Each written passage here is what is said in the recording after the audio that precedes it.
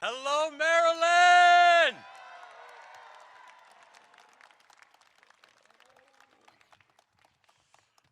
God bless you all. God bless you all. Good afternoon. Good afternoon. And from the bottom of my heart, I want to thank you for the honor that you have bestowed upon me and Aruna Miller as your next Lieutenant Governor.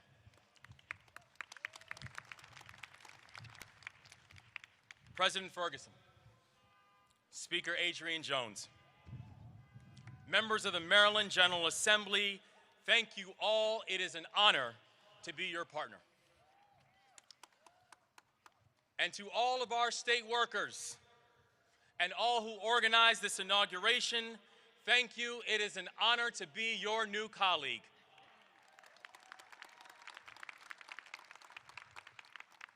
To Governor Hogan, we are grateful and thankful for the kindness that you and your team have shown throughout this entire transition period. Thank you for 8 years of great service to a state that we both love.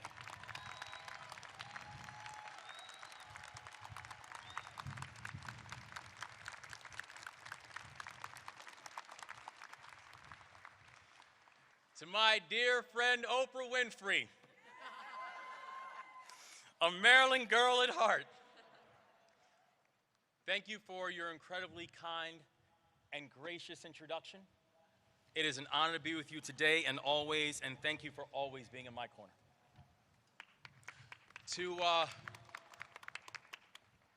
To your new First Lady,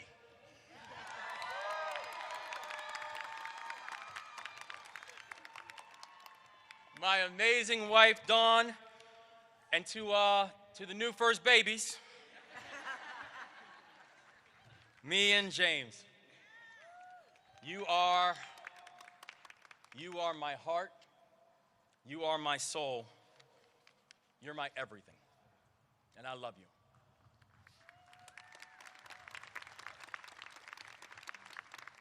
As we stand here today, looking out over Lawyers Mall, and you can see right there the memorial to Justice Thurgood Marshall.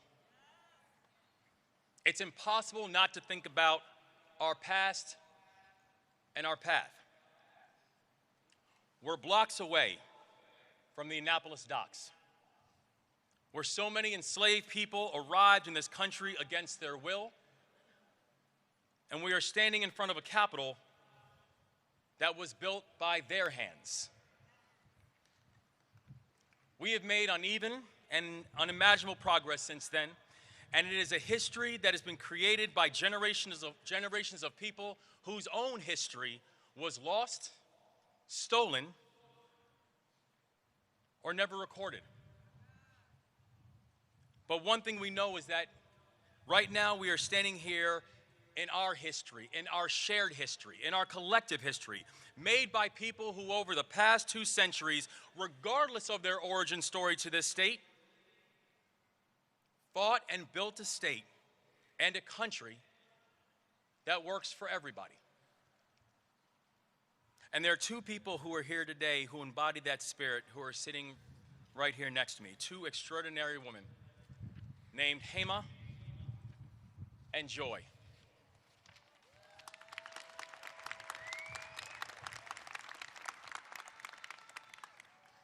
Hema came to this country from India. Joy from Jamaica. Yeah, man. They immigrated to America with hope in their hearts, not just for themselves, but for future generations. And now, today, they are sitting here together at the inauguration of their children to become the governor and lieutenant governor of a state that helped to welcome them. Please stand up. Please stand up so everybody can see you both.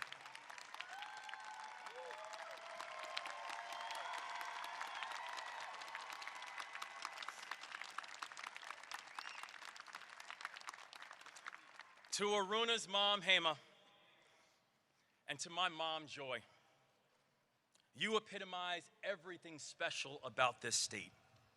And you are proof that in the state of Maryland, anything is possible. Now, yes, Aruna and my portraits are going to look a little bit different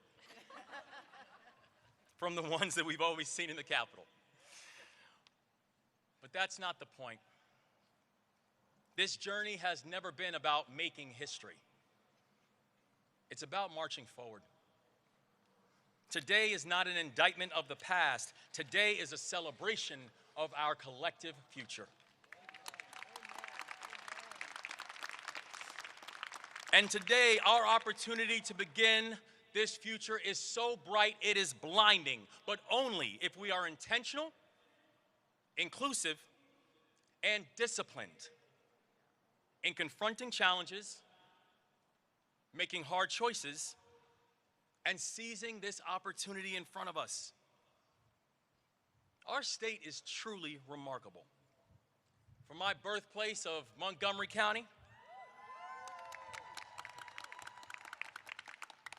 to my adoptive home of Baltimore City, from the sandy beaches of the Eastern Shore to the rolling hills of West. Yeah, go ahead, Eastern Shore. Go ahead and make yourselves known. To the rolling hills of Western Maryland and everywhere in between. Maryland is home to spectacular natural beauty and dynamic industries and people as talented as they are determined. But the truth is, Maryland is asset rich and strategy poor. And for too long, we have left too many people behind. We know it is unacceptable that while Maryland has the highest median income in the country, 1 in 8 of our children live in poverty.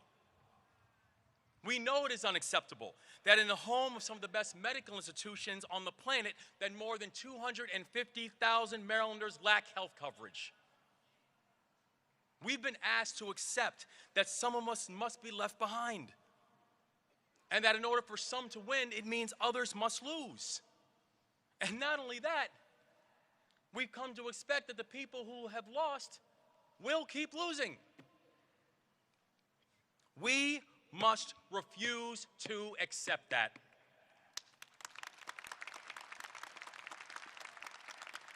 Instead, I'm asking you to believe that Maryland can be different. I'm asking you to believe that Maryland can be bold, and I'm asking you to believe that in this moment, Maryland can lead. I'm asking you to understand that it is time for our policies to be as bold as our aspirations, and to confront the fact that we have been offered false choices. We do not have to choose between a competitive economy and an equitable one. Maryland should not be 43rd in unemployment or 44th in the cost of doing business. We should not tolerate an 8-to-1 racial wealth gap, not because it only hurts certain groups, but because it prevents all of us from reaching our full potential. We can attract and retain top industries like aerospace, like clean energy, like cybersecurity, and raise the minimum wage to $15 to help folks feed their families.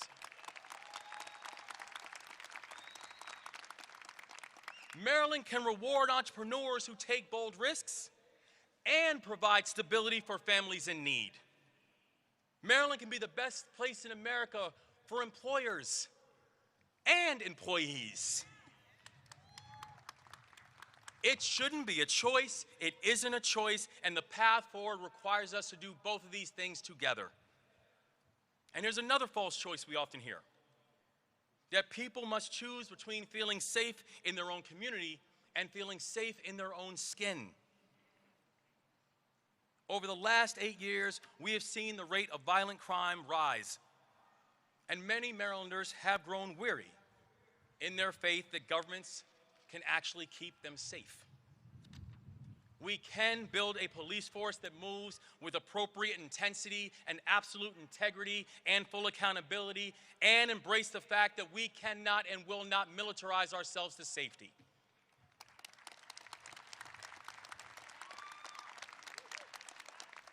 We can and we will support our first responders who risk everything to protect us, and change the inexcusable fact that Maryland incarcerates more black boys than any other state in this country. We will work with communities from West Baltimore to Westminster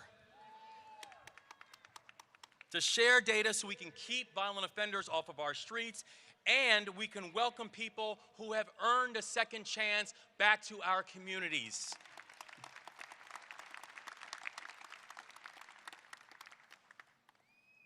I know what it feels like to have handcuffs on my wrists. Me too. We're not alone. I felt that when I was 11 years old. I also know what it's like to stand with families and mourn the victims of violent crime. We do not have to choose between being a safe state and a just one. Maryland can and we will be both.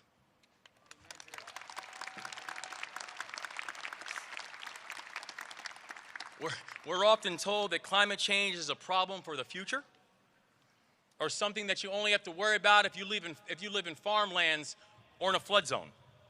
But climate change is an existential threat, and it is happening now in our communities. And so confronting climate change represents another chance for Maryland to lead.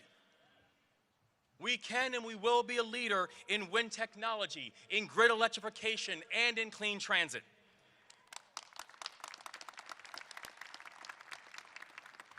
We will protect our jewel, the Chesapeake Bay, and address toxic air pollution that chokes our cities, and we will put Maryland on track to generate 100% clean energy by 2035 and create thousands of jobs in the process. Clean energy will not just be a part of our economy, clean energy will define our economy in Maryland. But that requires everybody. Companies, communities, state and local governments, and the people to take bold and decisive action together. And importantly, we do not have to choose between giving our children an excellent education and an equitable one.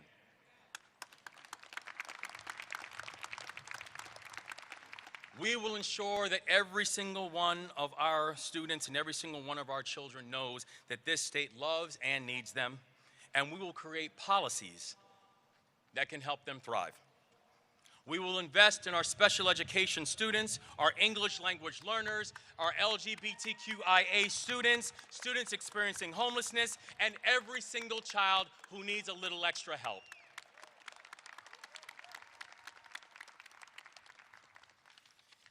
And we will see to it that mental and behavioral health challenges do not prevent our children from getting the education that they deserve as well.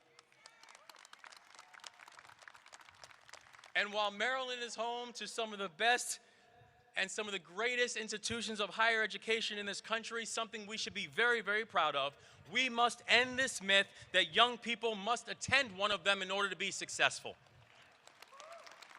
That's not the path for every student. To be clear, it wasn't my path. I joined the military when I was 17 years old. I went to a 2-year college, and I think things worked out pretty well.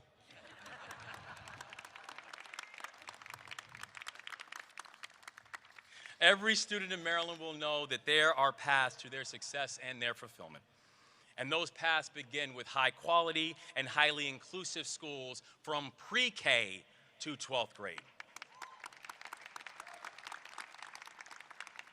Now, my own journey started in military school, where I learned one of my core values: service.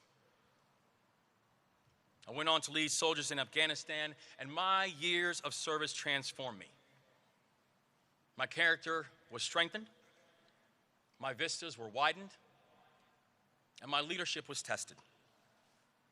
I want every young Marylander of every background and from every community to have the opportunity to serve our state. That's why we will offer a service year option for all high school graduates. A year of service can prepare our young people for their careers and also provide our state with future leaders, public servants that we desperately need. The challenges that we will face will require all of us to answer this call to service. To go out and join the ranks of our teachers and our firefighters, our police officers and our civil servants, our nurses and our union members. You've elected me to serve as your governor, but the work will be done together. Now, fair warning, there are going to be skeptics and people who say that we cannot rise above the toxic partisanship that we see too often in today's politics, where people care more about where the idea came from than is it a good idea? Those are the same voices that told me at the beginning of this campaign, you don't understand how politics works. And to them, I said and I say, we must govern on big principles and not on petty differences.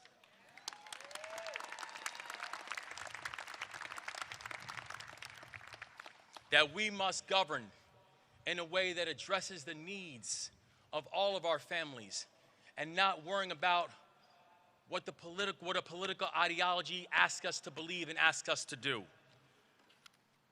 That we must govern in a way that we will never forget who it is that we're fighting for and what it is that we're supposed to be fighting for. We know that in this moment we have a chance, we have an opportunity, and we have a unique place and space to do something special. And when people say, well, how do you know that you can do this, or how do you know that you can execute upon this in this time of divisiveness, in this time of political vitriol, my answer is this: it's the only way that I've ever led. You know what question I never once asked my soldiers when I was leading soldiers in Afghanistan? What's your political party? It didn't matter. We had one job, one goal, and one mission. My job was to unify our unit and go out and accomplish that mission, and it's the same job and responsibility that we have right now. If we are divided, we can't win. But if we are united, we can't lose.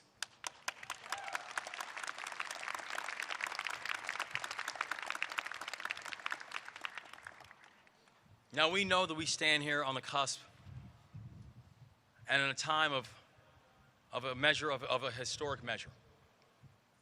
And we're very humbled by that. We know that in this time, that while for both Aruna and myself, that we're walking in a space and we're able to see higher because of the shoulders that we're standing on. We also know that is not the assignment. That in this time and in this moment, we have a unique opportunity to lead and to love. We have a unique opportunity to build and to grow. But that opportunity can only happen if we're doing it together. Now is the opportunity that we have to march forward and to march together. And let us march on till victory is won.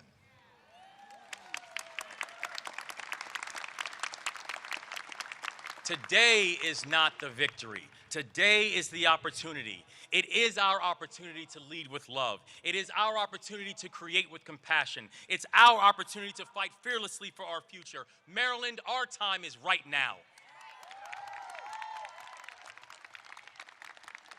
Our time is now to build a state that for those who came before us, that they fought for, and it's a state that leaves no one behind. This is not a slogan, it is the fulfillment of a hope. Maryland, it's time, let's lead and let's do it together. God bless you all, and thank you so much.